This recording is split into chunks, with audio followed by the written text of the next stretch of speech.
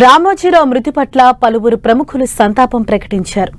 సినీ రాజకీయ ప్రముఖులు రామోజీ ఫిల్మ్ సిటీకి తరలివచ్చి నివాళులర్పిస్తున్నారు. పాత్రికేయ సినీ రంగంపై రామోజీరావు చెరగని ముద్ర వేశారని ప్రధాని మోదీ ట్వీట్ చేశారు. రామోజీరావు మరణం కలిచివేసిందన్నారు టీడీపీ అధినేత చంద్రబాబు. ఇటు రామోజీ మరణం తెలుగు మీడియా, వ్యాపార రంగాలకు తీరని లోటు అని తెలంగాణ సీఎం రేవంత్ రెడ్డి అన్నారు. రామోజీరావు కుటుంబ సభ్యులకు ప్రగాఢ సానుభూతిని మాజీ సీఎం కేసీఆర్ తెలియజేశారు. తెలుగు పత్రికా రంగానికి రామోజీరావు ఎనలేని సేవలందించారని వైసీపీ అధినేత జగన్ కొనియాడారు. రామోజీరావు వ్యక్తిగా మొదలై వ్యవస్థగా ఎదిగారని మాజీ ఉపరాష్ట్రపతి వెంకయ్యనాయుడు గుర్తు చేశారు. ఇటు సినీ రంగ ప్రముఖులు సైతం రామోజీరావు ఖ్యాతిని గుర్తు చేసుకున్నారు. పత్రికా రంగంలో కొత్త ఒరవడిని సృష్టించారని బాలకృష్ణ అన్నారు.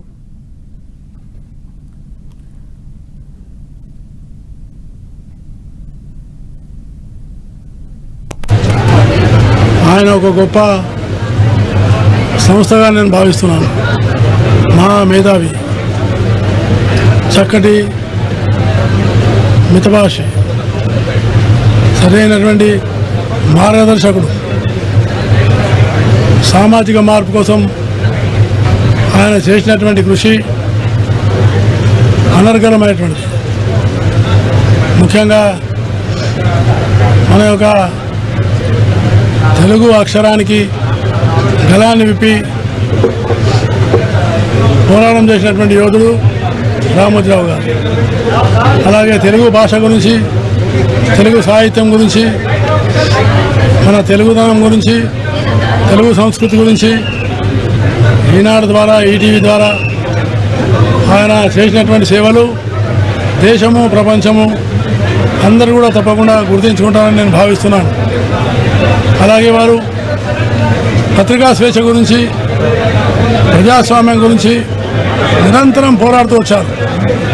అనేకమైనటువంటి ఆటుపోట్లకు గురైనారు.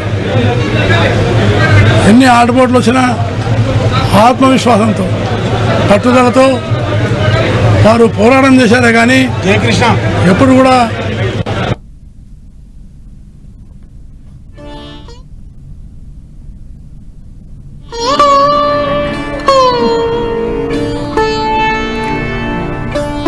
రామోజీరావు పత్రికా రంగంలో ఒక విప్లవాత్మక మార్పులు తెచ్చారని, ఆయన సేవలను ప్రతి ఒక్కరూ కూడా గుర్తు చేసుకుంటూ ఉన్నారు.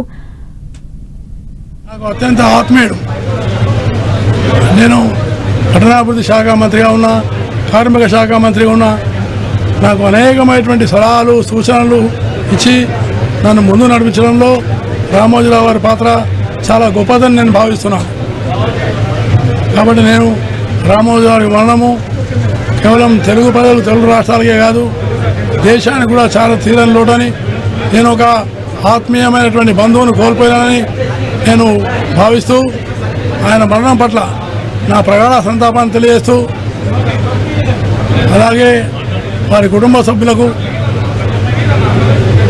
భగవంతుని ముందు ఆయన ఆత్మకు శాంతి కలిగించాలని, వారి కుటుంబ సభ్యులు ఈ కష్టకాలంలో ఆదుకోవడానికి భగవంతుడు వాళ్ళకు శక్తినివ్వాలని నేను ప్రార్థిస్తూ వారి ఆత్మకు శాంతి కలవాలని కోరుతున్నాను.